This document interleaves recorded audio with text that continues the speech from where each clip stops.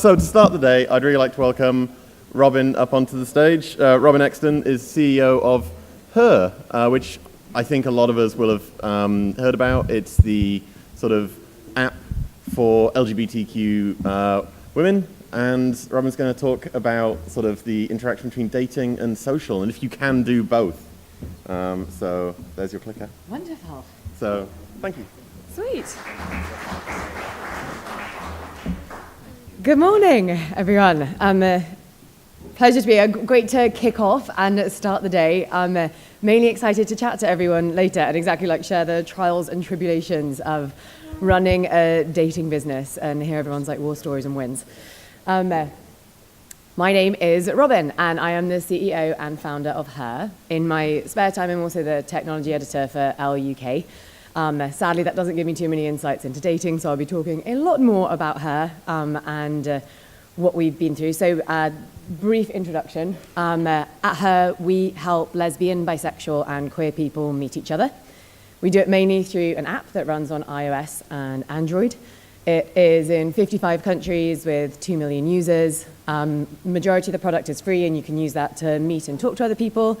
And then we have premium features that run on a subscription. What I'm mainly going to talk about today is our exploration into the social world and social space, because I think at the moment it's a really hot topic. I think most dating companies are like debating or thinking about the idea of what their social move should be or could be. I think we've learned a bunch as we've explored it, and we've gone through many rounds of like from dating to social to dating to social. And there's definitely been some interesting parts that we've learned about it. So I think, I'll share like what worked, what didn't work, and what I think you should consider if you are wanting to build out a social strategy and how you would approach it in your company. So before I kind of get into that, I'll tell you a bit about where we came from and how I got to here. In 2012, when I was using dating products, this was a bit how the scene looked at the time. So I think Grindr was really smashing it, doing a great job, and they'd really started to define the mobile space. There were a few straight products that were mobile first, and a lot of the existing large players were building their mobile web clients or thinking about native strategies. From my experience as a user, there were, I think at the time when I looked, there was like 26 apps for gay guys, 140 apps for straight people, and there wasn't anything for women that was for lesbians.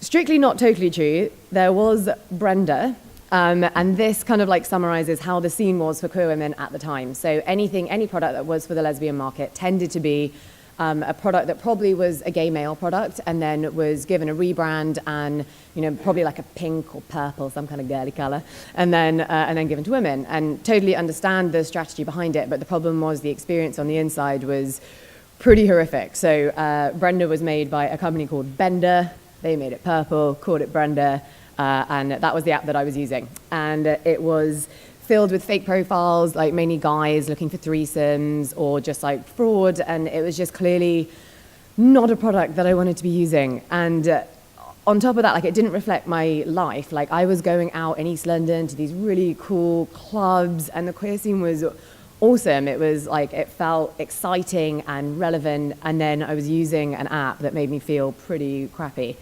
And I just didn't think it was good enough. And so I quit my job and learnt to code and started to build something that I thought might be cool for me and my friends. So my approach into that was an app called Datch. And it was very like, fuck you, we're lesbians, and really like proud and out, and very much like a branding play. And the product experience was based off of, pretty much off of Grindr. And the problem with that was that it just completely didn't work. And all the mechanics of how Grindr works didn't suit our community and our user base. So from small interaction things like seeing the closest person to you is great for guys because they tend to meet up within an hour or maybe within 3 hours. Women plan their dates normally like 5 to 7 days in advance, so I don't need to know if you're right next to me because I'm probably going to see you in a few days' time.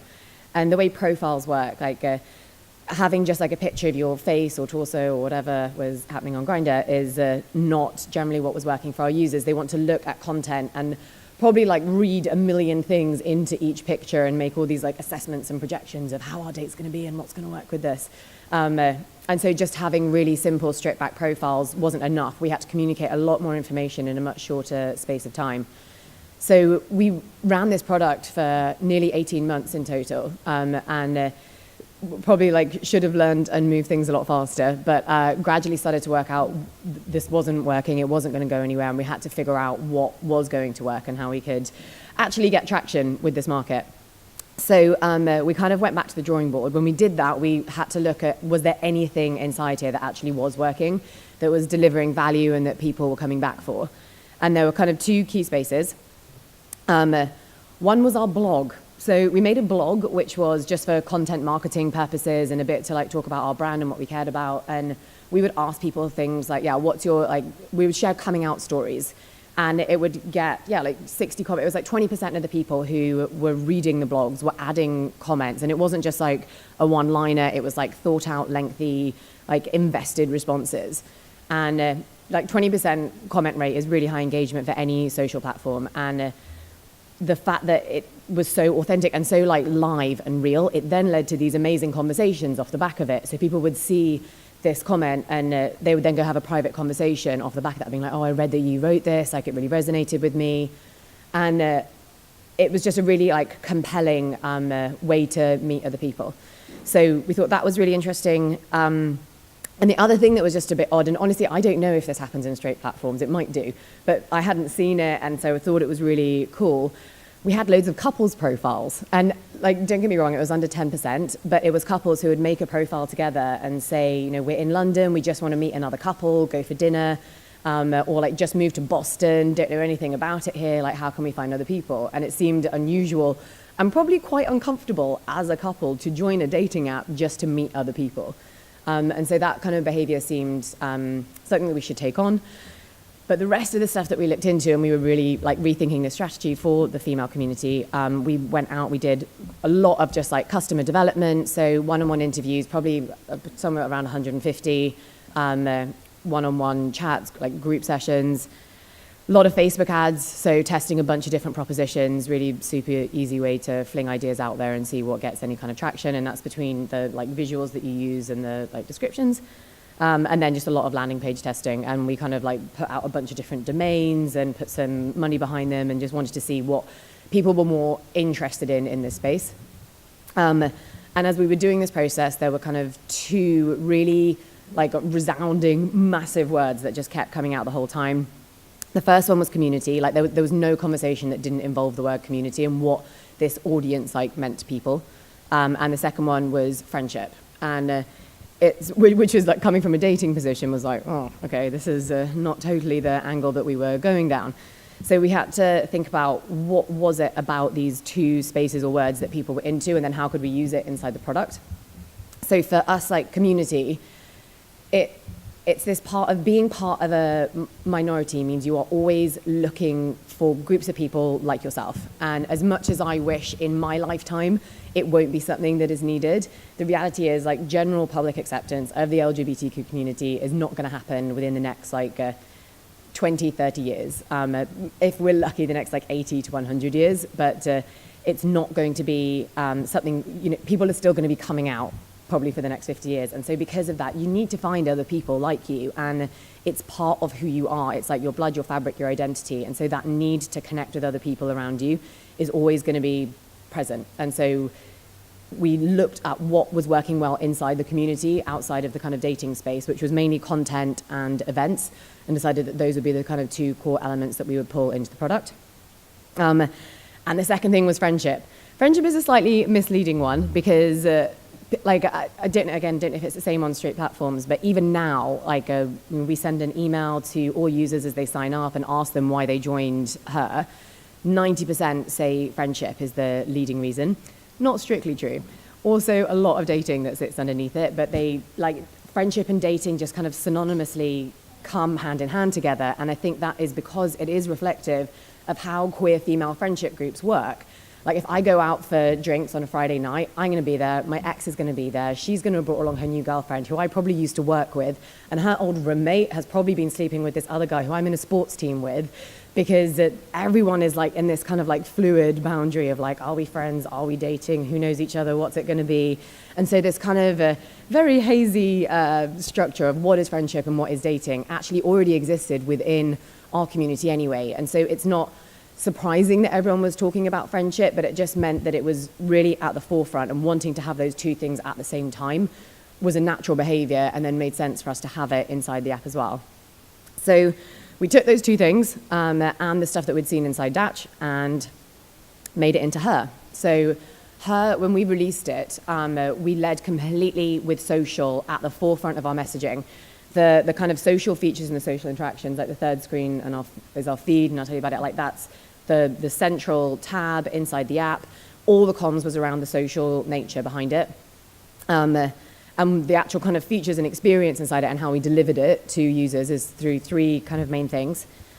So the feed, like this is a lot of it came off of the insight from the blog, but it is content generated by Her, content generated by users, and events listings that are taking place in your community. So we put out like a question of the day, and it can be like chocolate or sex, or like where do you want to go in your life? And people comment on it, and they use that as a way to see other people and start a conversation. And I think it's really, the reason it's so compelling is rather than being a profile that was last created 3 months ago and you're not totally sure if you're into the pictures or knowing if they're real, this is a comment that someone has made 4 minutes ago. It's really them, it's their opinions, it's their thoughts, it's much more live, and it's a really easy way to strike up a conversation. The user-generated content is really interesting, sometimes really questionable, not in like a kind of dodgy way, but just like the things that people say is mind-blowing. But it's, again, like a great way for people to share what they're thinking or feeling, and a way to strike up a conversation. The second part of what we did was adding friendships inside the app. So when you look at a profile, it's kind of hidden because we weren't totally sure, and we were like, oh, if this works, we'll come back to it later and update it, and never really did. But very tiny button that says that you can add someone as a friend. You can view your friends list from your profile, and you can view other profiles' friends list. So if you are into someone, you can check out who they're friends with and add them as a friend, and strike up a conversation that way. And the third way is through events.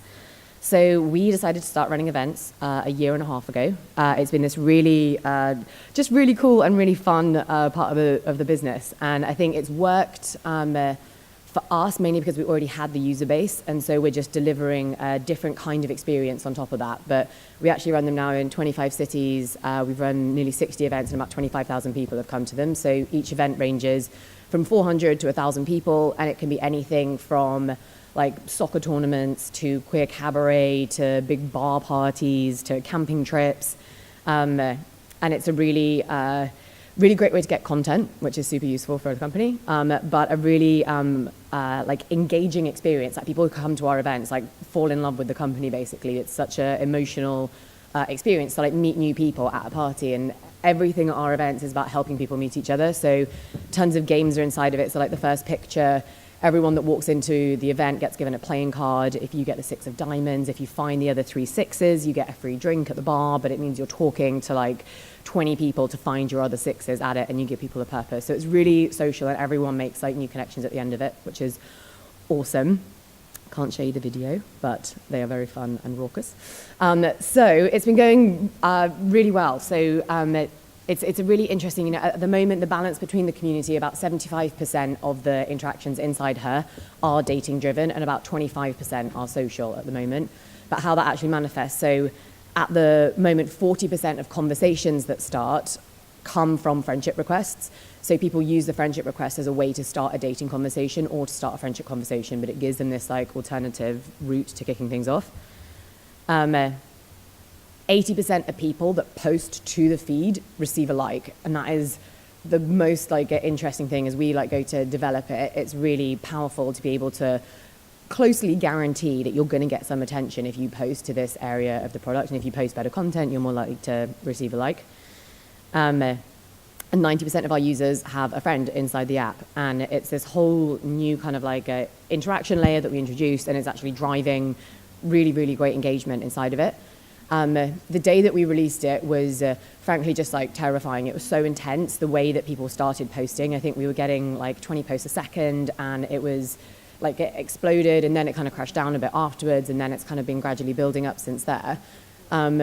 it's really cool, but it definitely has its issues around it. And so the troubles that we've had with doing this, number one has been around moderation. So that volume of content, like, you see it with probably the number of images that you have to handle, but it's a completely different type of content with words, pictures, videos.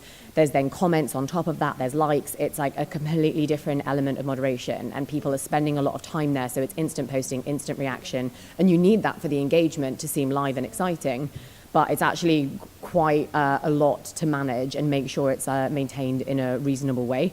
And frankly, like, we weren't really set up for it. Like, this was our team at the time, and it's a bit bigger now, but it's still a small team. There's like 5 of us doing it, and there was hundreds of thousands of posts per day, and we were freaking out. Like, it was too much stuff. And I think the main thing that I learned from it and would really suggest is it hurt us because of the focus. Like, we had done a lot of stuff in dating. We were moving into a social space, but it is a completely different product and a completely different experience. And we weren't set up to be able to completely focus everyone on our team into social. We were still doing the 2 things together at the same time, and we didn't have the resources to do it. So we actually, in 2016, decided to just like freeze all of the social features, hold them there, go completely back into dating, monetize the product, because it was all free at the time when we were launching it, get ourselves profitable, get like in a really strong position. And now that we're there, everything's starting to go back to social again and build it out, because it needs that like really dedicated focus of building a social experience and a community. And that's different expertise, a different like learning map, and we need to be able to have the time to do it. So this year we're mainly going to be focusing around feed and events and building those out. It'll be in 30 cities. We're doing some like really large scale ones going up to 5,000 people. If you are thinking about it, I think, and you think social should be the right like strategy for your product, I think there are 3 main components that you should consider, or that it has to be built around.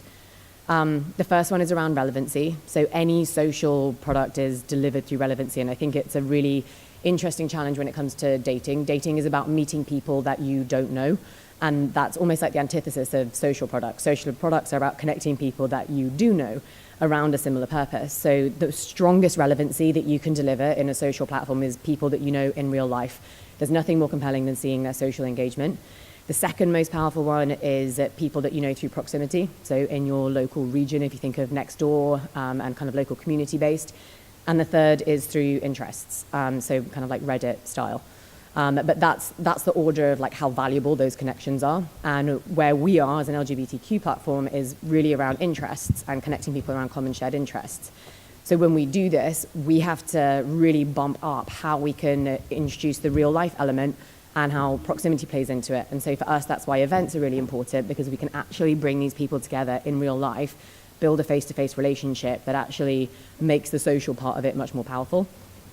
And then the second part is rewarding. Like, people are lazy and their attention spans are so fast. When it comes to social, you have to deliver value within the first 3 seconds. Your first 3 posts are the most critical. It has to be relevant to the user. Your like different formats of content, like how you build your machine learning elements around it. You have to know your user, know what like ticks their boxes, and deliver them an experience within 3 seconds that makes them want to move further into it.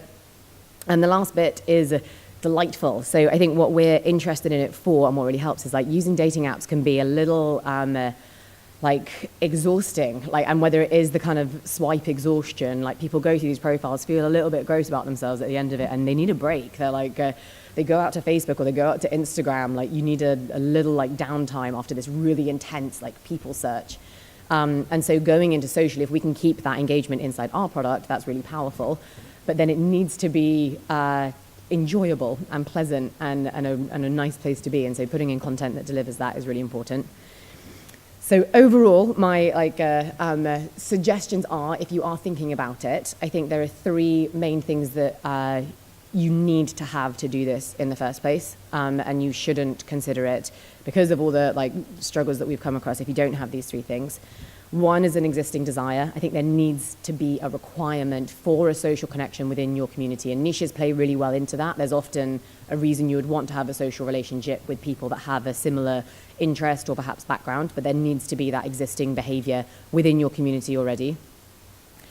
Secondly, focus. You need the ability to be able to do it and do it properly. Like, don't do it half-assed. It's gonna you're going to be able to see it, it's going to deliver a poor experience for your users, and you need to have people who really get social, know how to do it, or at least be able to commit resource so that you can learn how to do it and be the experts at it. And lastly, do it from day one. Like, a big reason of changing into Her was so that we could tell the social story. People don't buy social from dating. Like, you can't be a dating product and go, yeah, we're social now too.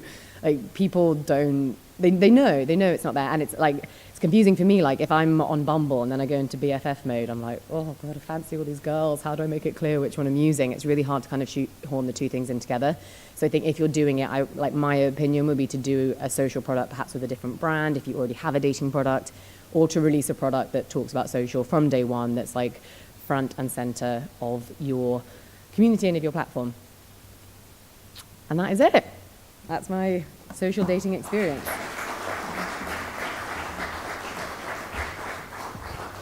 Anyone got any questions? Yes.